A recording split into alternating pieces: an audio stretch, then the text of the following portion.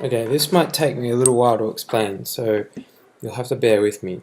But one thing I've noticed is that with VSTs, when they load, occasionally I've seen,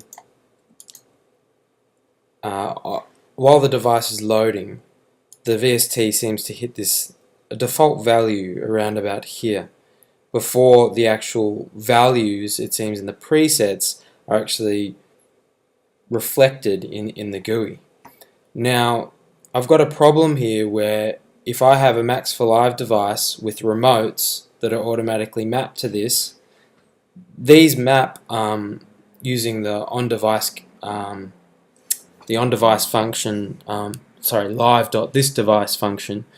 So technically, this shouldn't be able to do anything until this exists, and it wouldn't have even been able to get the ID to use the remote to actually map it. But it seems that after this point is when that value updates. And what that means is I think that the live.thisDevice bang actually is being sent prematurely. I think that it shouldn't be sent until these values have all been updated. The Max4Live device should be the last thing to be loaded in the set, and it shouldn't be able to catch this before these values are written. So to reiterate what's happened here is because using a live remote has caught this ID and it's caught it on that loading state, the actual saved value in the set when I clicked File Save isn't actually being updated. So to give you an example, I will put in a kit.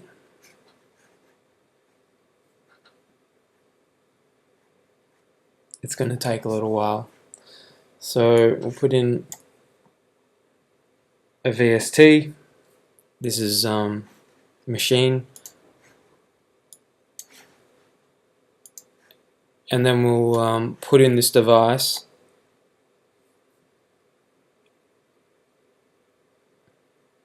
Now this device basically has all the, a whole bunch of instances that look at assigning live remotes to all of these parameters, and once they're all mapped, this light turns off.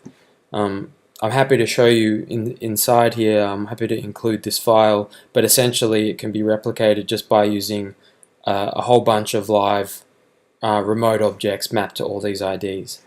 So if I don't use the live remote object, this doesn't happen at all. All I have to do is delete the live remote object, and the bug that I'm talking about will not occur. So if I click File, Save Live Set, and I reopen the set,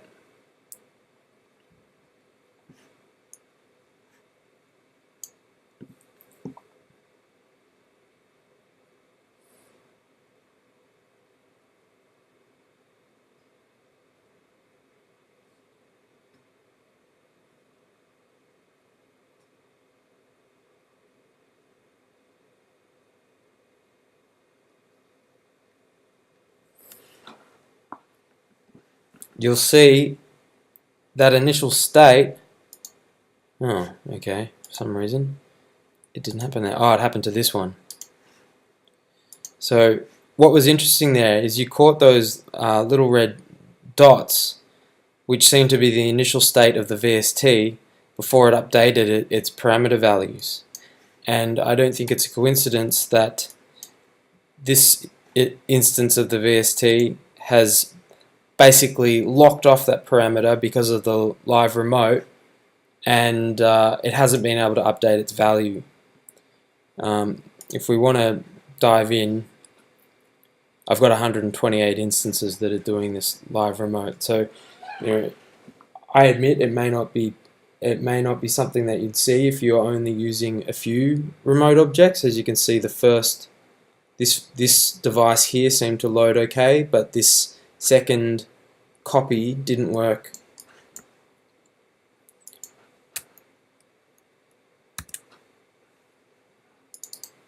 Now the subpatcher that's got the live remote in it is this, and you can see I'm not actually even sending any value. All I'm doing to debug is actually I'm setting an ID in here. If I delete this, the problem doesn't occur. So I'm 100% sure that it's because this live remote object is locking that VST parameter before live gets a chance to update it with the value that should have been saved. This is also a problem with saving .adgs, but it's also dangerously happening when I save live sets, which means that I can't replicate a state. So, you know, I might be listening to something, and if I try to reopen my live file again, it will sound totally different because all of these VST parameters have been locked.